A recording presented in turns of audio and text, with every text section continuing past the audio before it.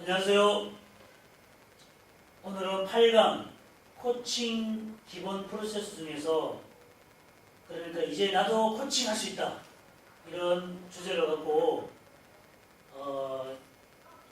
지금까지 코칭의 역사부터 시작해서 코칭의 개념과 특성들에 대해 살펴보고 코칭의 실제 기술 세 가지도 알아보았습니다. 오늘은 이런 코칭의 기술들을 사용해서 실제 코칭에서는 어떤 순서에 의해 코칭이 진행되는지에 대한 코칭의 프로세스에 대해 알아보도록 하겠습니다.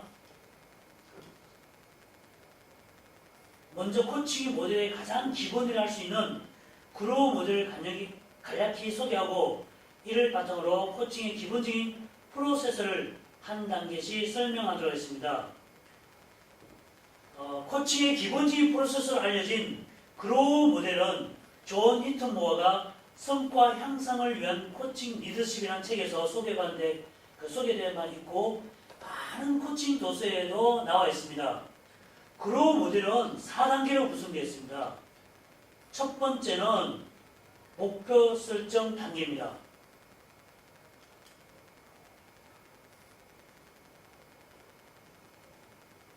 이 단계는 학생이 진심으로 원하는 목표가 무엇인지 탐색하고 이를 달성하기 위해 필요한 과정, 목표들을 세우는 단계입니다.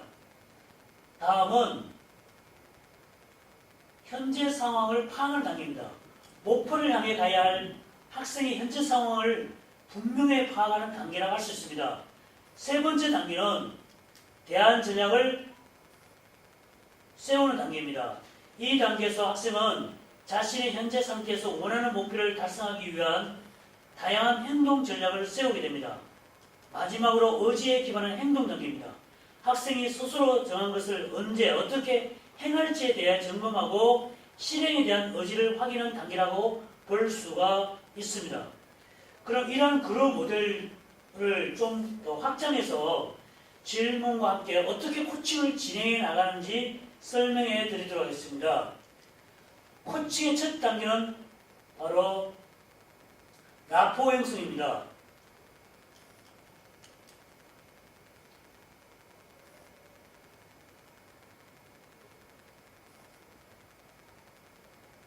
코치는 먼저 학생과의 신뢰관계를 형성하기 위해 코칭에 대한 짧은 소개나 코칭 대화에 관한 비밀 유지 및 윤리에 대해 소개를 하고 학생과 편안하고 안정된 관계를 위해 칭찬과 격려하면서 서서히 코칭을 준비합니다. 이때 사용할 수 있는 주요 질문은 최근에 있었던 좋은 일이나 그리고 보람이 있었던 일은 무엇인가요? 라고 또 한 주간 동안 가장 기분이 좋았던 순간은 언제나요? 같은 질문입니다.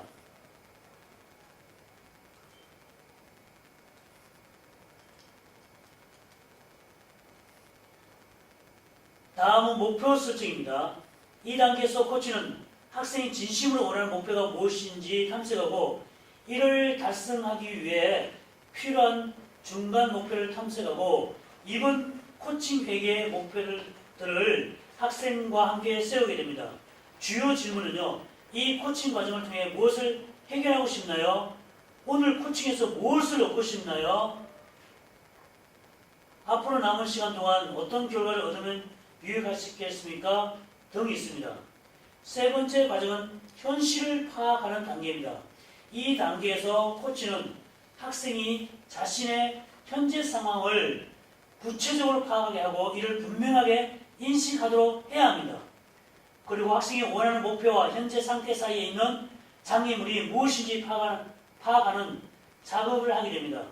주요 질문은 목표와 관련하여 현재 당신의 상황은 어떠한가요? 목표를 이루는데 큰 장애물이 여기는 것은 무엇인가요? 등이 있습니다.